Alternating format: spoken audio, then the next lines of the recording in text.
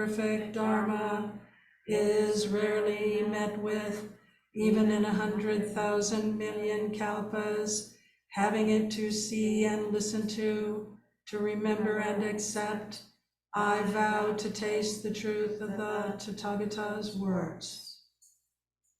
Thank you very much, Kate. So those of you who have been with us for a number of weeks know that the first half of Thich Nhat Hanh's book, The Heart of the Buddha's Teaching, is focused really on the Four Noble Truths of suffering and creations of suffering, cessation of these creations, and the path, the Eightfold Path, or the way of cessation of suffering. And the second half of the book actually is devoted to a number, 11 actually, of other well-known basic Buddhist teachings. So over the coming weeks, I'm going to choose some of these and we'll be sharing them with you. But today I'm focusing on chapter 22, which is the Four Immeasurable Minds. And, you know, they have many names actually.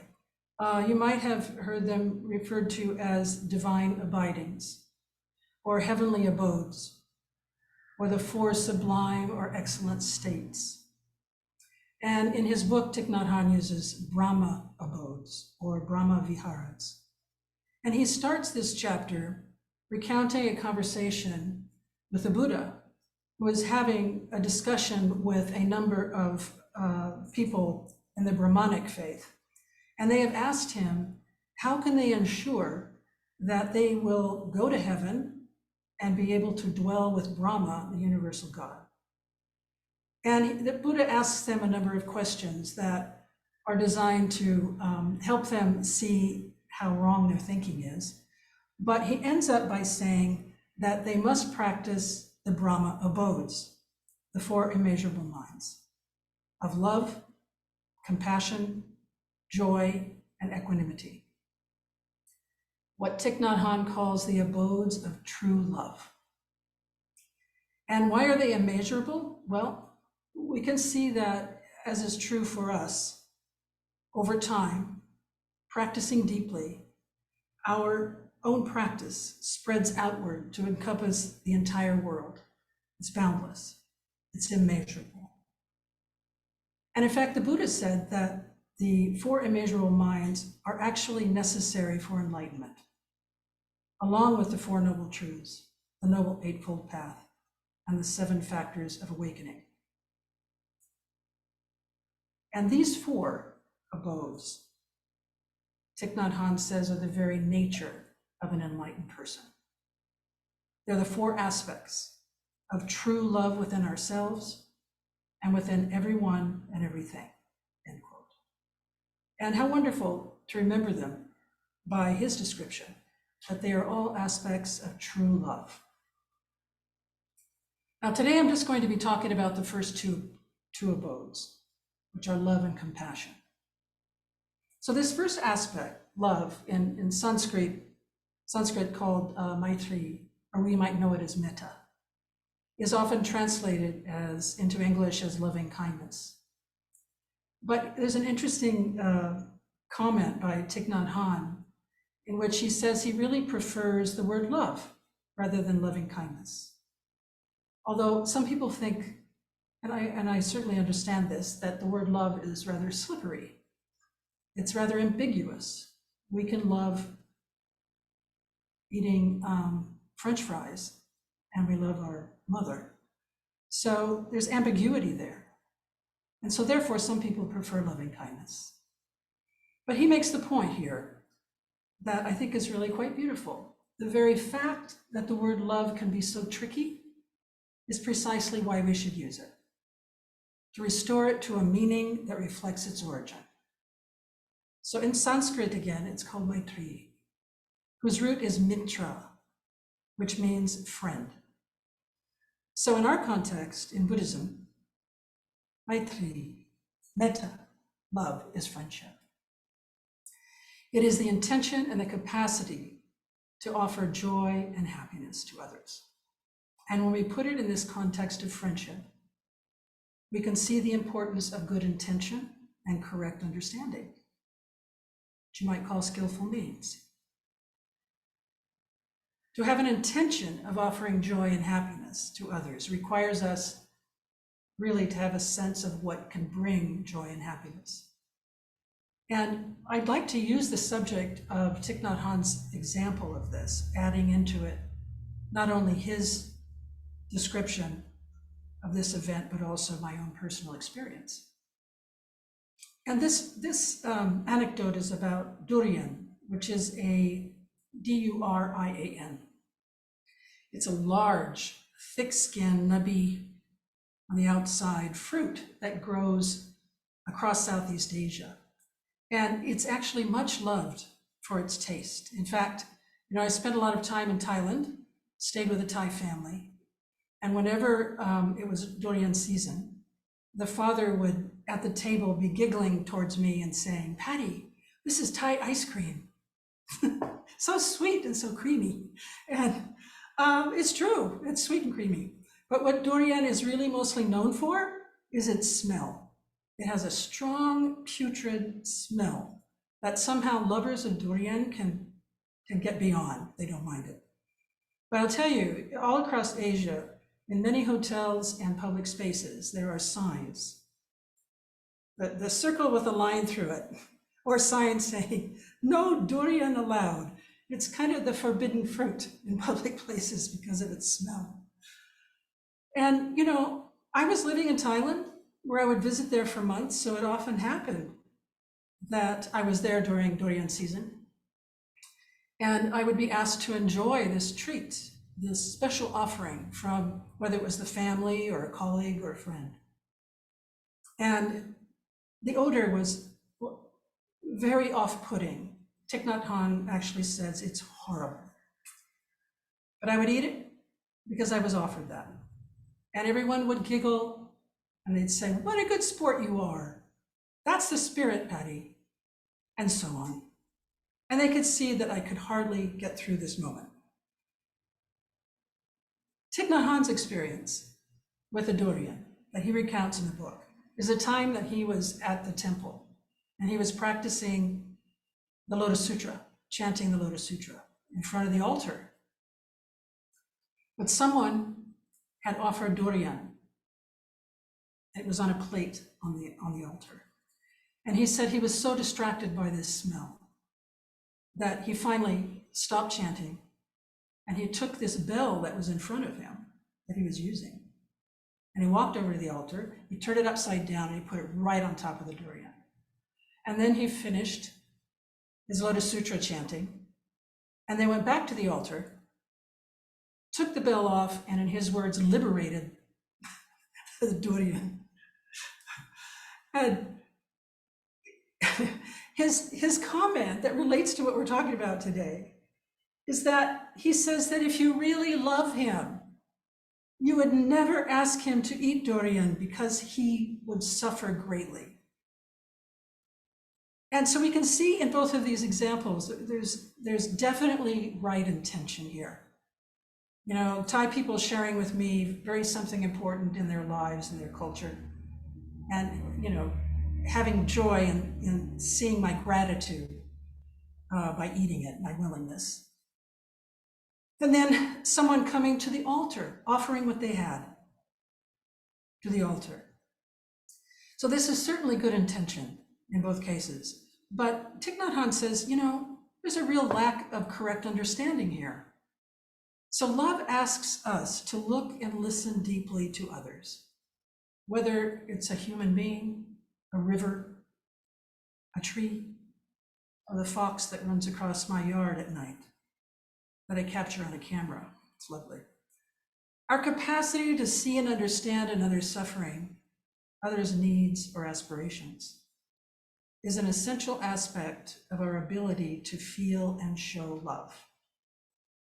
It's important to note also that our ability to offer joy and happiness, to love, and to be loved contains the necessity of being able to love ourselves, to be able to nourish and recognize love in and of ourselves. the seeds of which are already in our store consciousness. Love is really a part of our nature. It's part of our original being. And our practice, as I'm sure you all have experienced, opens us up deeply so that we can realize that what we want for ourselves, in this case, we're talking about love, but what we want for ourselves, we naturally want for others as well. Boundless love. In concert with love is compassion, karuna in Sanskrit, the second abode. And he expresses this compassion as, and I use his words, the intention and the capacity to relieve and transform suffering and lighten sorrows. It's a lovely definition. And this includes, obviously, meeting our own suffering and that of others with an appropriate response. But it's also true that we need not be suffering ourselves to relieve the suffering of others. We need mindfulness, the mindfulness we've been talking about for the last few weeks.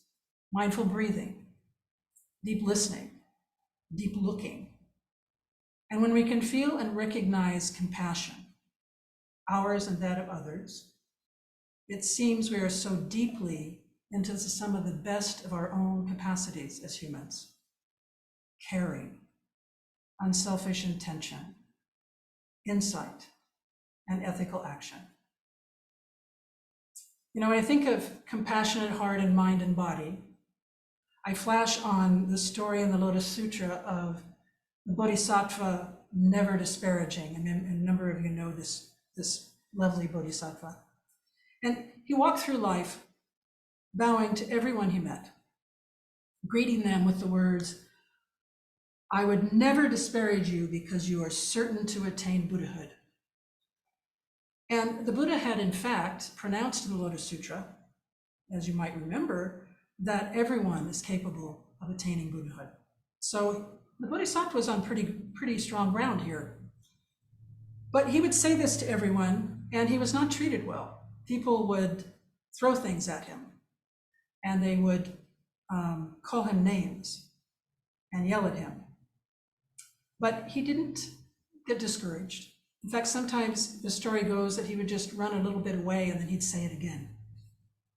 He'd yell it out to them with a louder voice.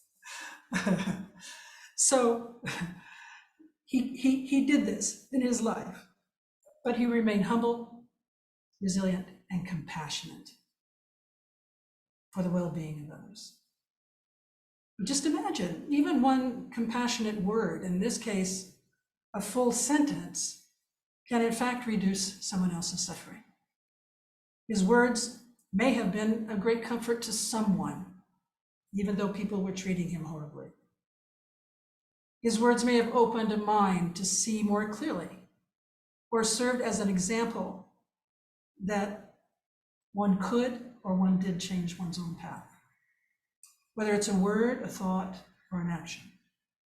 With compassion in our hearts and minds, we can bring about a miracle, Thich Nhat Hanh says.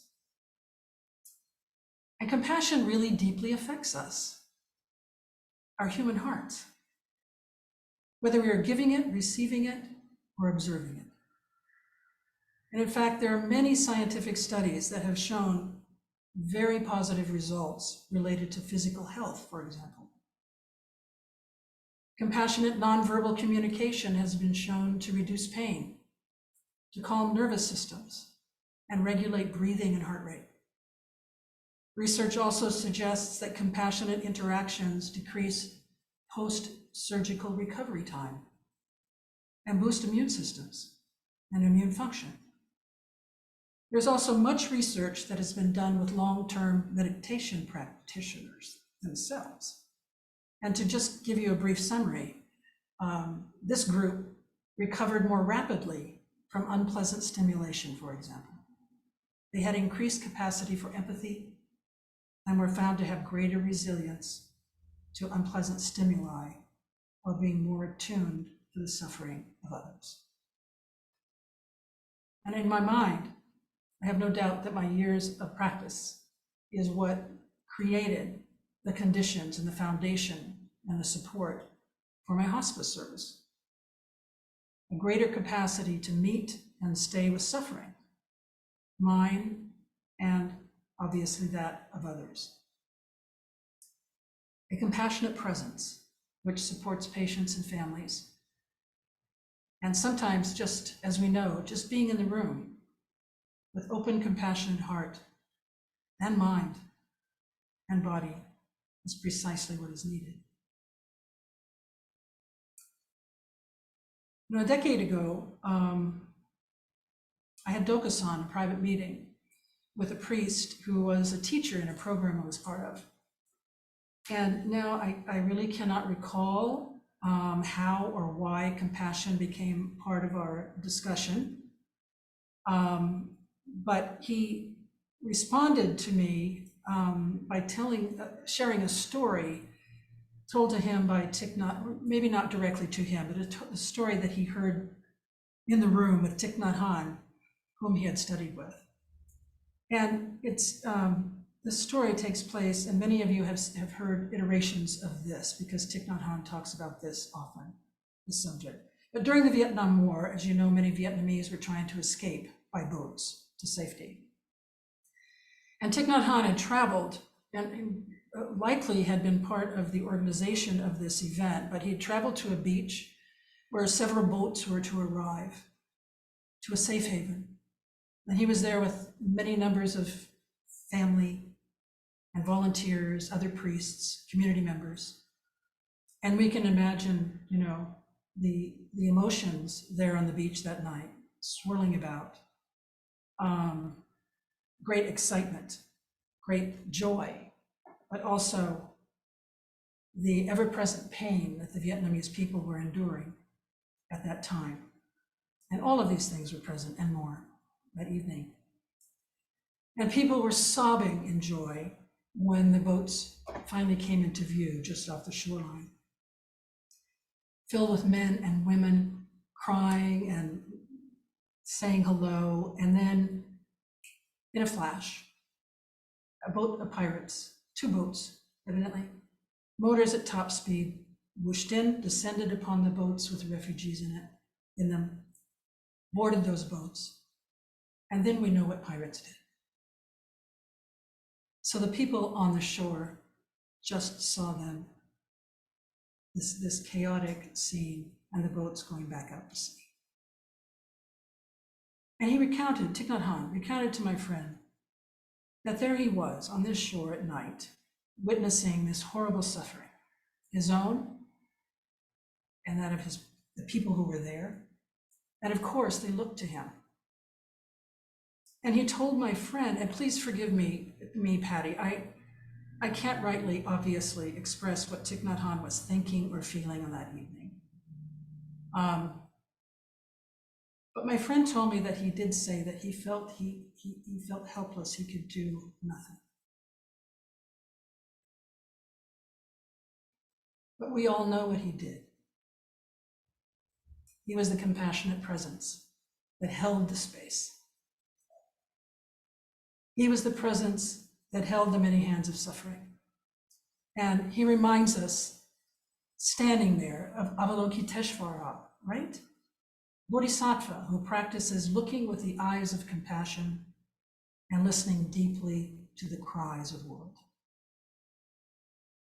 This compassion that contains such deep felt concern for others, so that we can see and we can feel suffering, and we wholeheartedly come alongside of it, looking and listening deeply.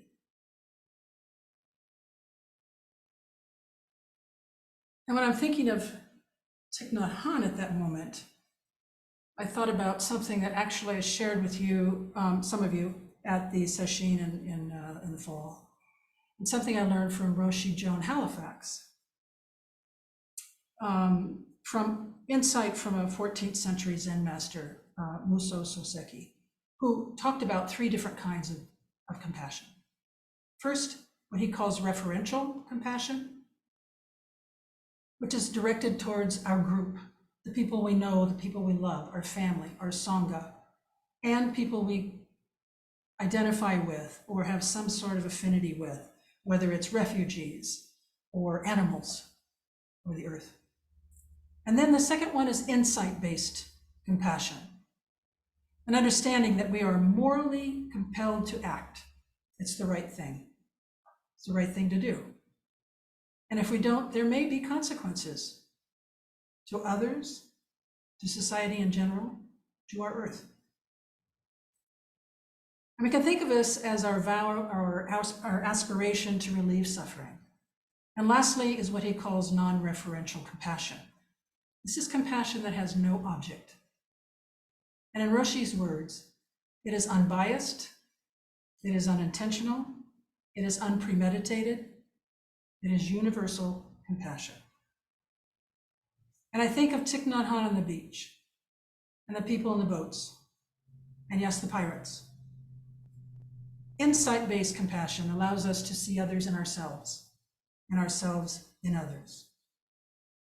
And yes, Thich Nhat Hanh saw himself in the pirates too, and wrote a lovely poem about that.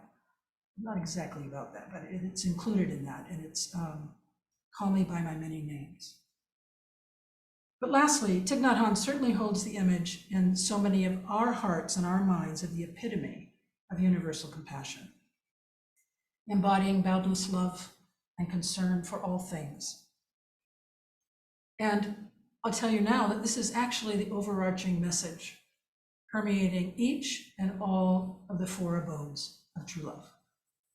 Ultimately, we are always in relationship with each other.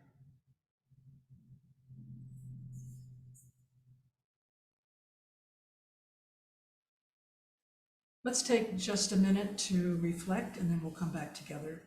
And Kate, maybe when I make a signal, or in 1 minute, Kate, could you give us a bell? Thank you.